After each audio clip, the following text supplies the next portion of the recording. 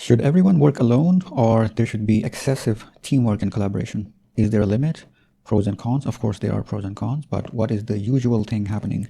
And are there any examples or ways we can calculate the different efficiencies? I made this example with an imaginary task, which should be of 10 days, and to see how things deviated, other people got involved, and the timeline from 10 to 49 days increased.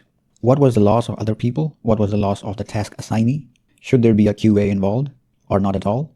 Is it normal to have bugs? At least some bugs? We are all humans and bugs are pretty normal. I don't think so.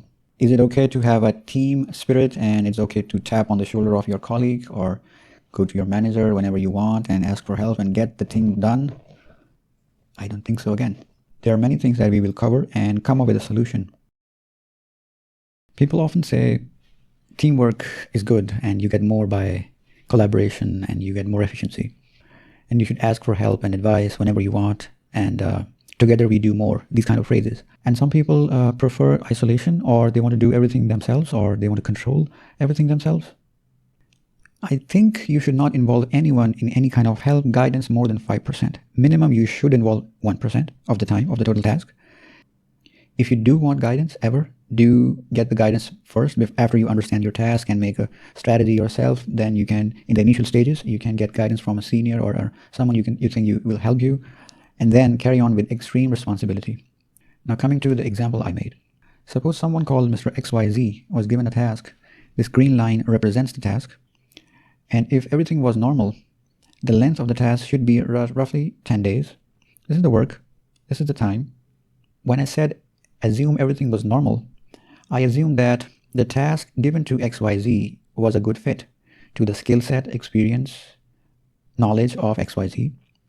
XYZ was expected to do the task with full responsibility, and if he does so, it will be completed in 10 days without any problems, without any bugs or issues in the review, or crashing the live production or whatever the business case is. I would not say it as an ideal scenario. I would say as a normal scenario, because normally if people fulfill their job, work, task with full responsibility, due diligence, concentration, they do everything that is required to do the task, without laziness, with proactiveness. Let's make other assumptions. When the task was given, number one, Mr. XYZ was supposed to understand the requirements. The second step would be planning the strategy, steps, action on how he would execute the task. The third step in the initial stages should be asking a senior or a colleague or someone to review the strategy, to review the understanding of the task.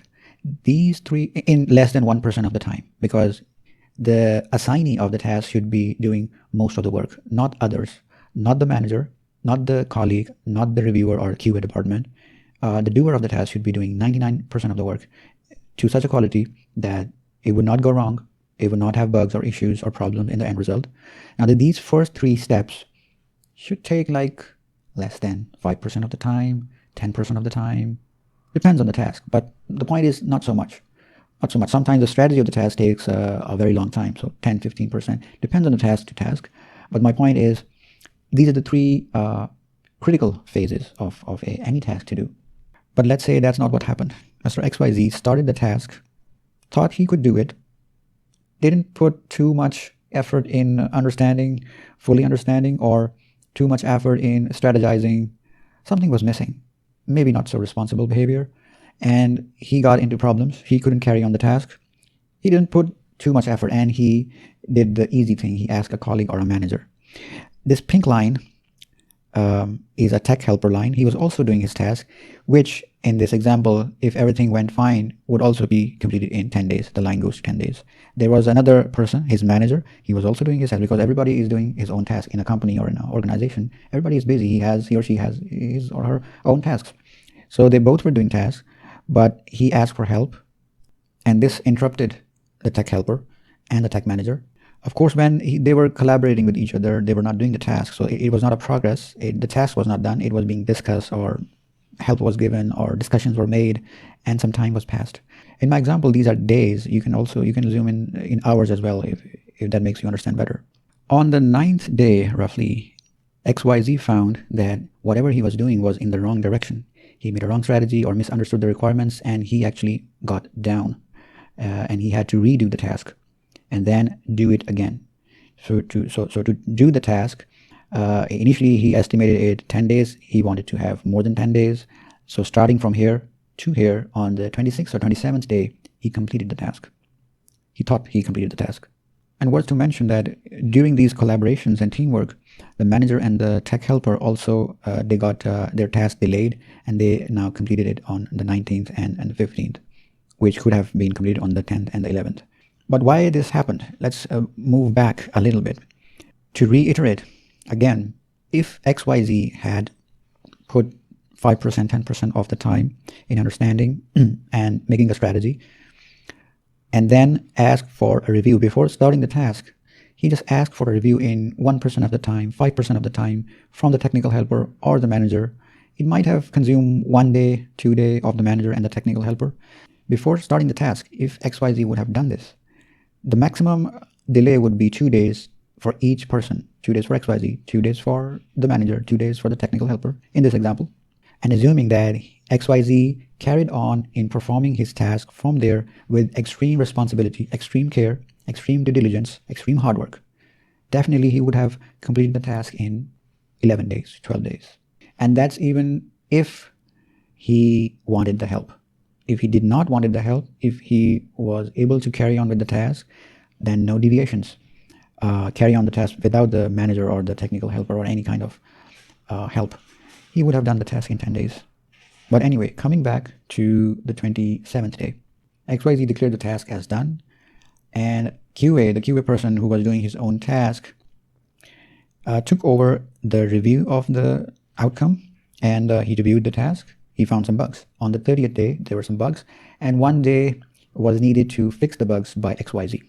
Now, this should not be even happen. I mean, to me, it is not normal to have bugs. It is not normal. In many companies, it's considered as normal. As a human, you can produce bugs in your task or whatever you're doing. I don't think it's normal. It should not be normal. There should be zero bugs. Review is something that you give another person to look on the thing with some different eyes as a different human. That's all there should be. You should review your own task first to the fullest. You should find all the bugs, if any, yourself. There's no point in giving it to review to someone else. I mean, if the QA can find the bugs, so can you. So why didn't you find the bugs yourself first? The only reason of the existence of a QA is just to have a different eyes. Sometimes it's beneficial. For example, women, females, they look things in a little bit a different way than men. So if the task XYZ was a male, maybe the reviewer was a female. Or maybe the reviewer or the QA was a male but from a different background or different expertise or some capabilities by which he or she can see it with a different angle. Maybe the reviewer can work side by side during the development of the task. Maybe in phases he or she can review. There's a lot of strategies to do that. Maybe not review at the end and find out with surprises that something huge was wrong and the assignee of the task has to do everything again. So there are some surprises. Okay, so what's the lesson of this example? How much was wasted? Let's calculate. So 10 days if everything was going right versus 26 days of XYZ alone if he got into problems and he had to redo the task and complete it on the 26th or 27th day, actually one more day to fix the bugs, versus and plus 32 days of XYZ, 17 days of other people, because that was the cost of that task, plus the uncalculatable deviation. And when someone is interrupted, he takes some time to go back to the normal state of concentration. So that we cannot calculate. It's different with everyone, but we can have dummy examples. So 6 days of the technical helper plus 2 days, it's 8 days over here, 5 days of the manager, and 4 days of the QA, which should not be needed for this much of length of time. The total is 17 days. That equals 49 days, 49 man days, as we say usually, or 49 work days combined of everyone versus 10 days or 10, 11, 12 days if things were right. So such a huge difference. That's why execution, strategy, responsibility, these are the key things that makes a huge difference. I hope I was able to depict and show in this dummy example.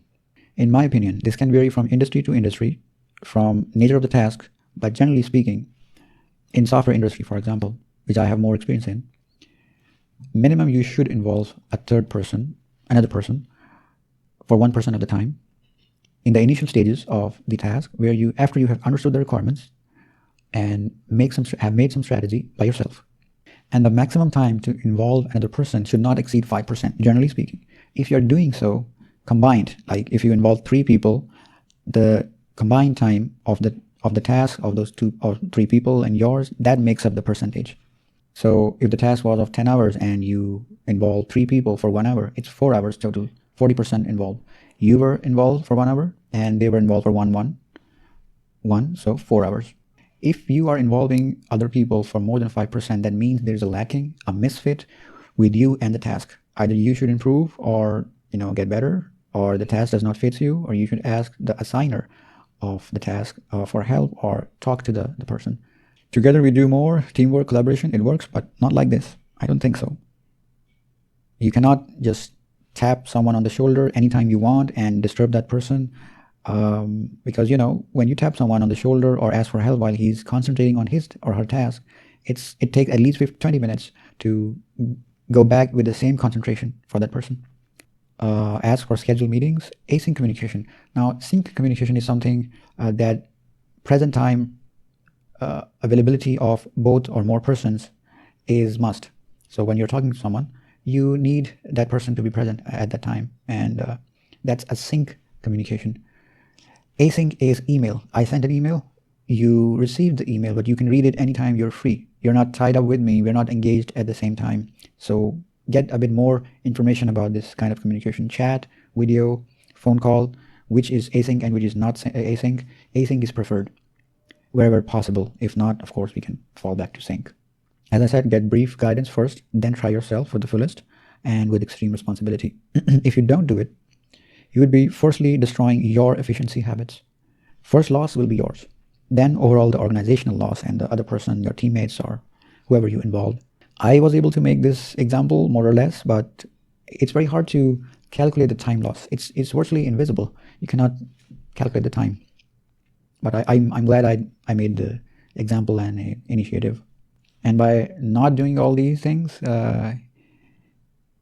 you will be least self-improving. If you want details of anything else, please don't hesitate to get in touch with me. Email, message.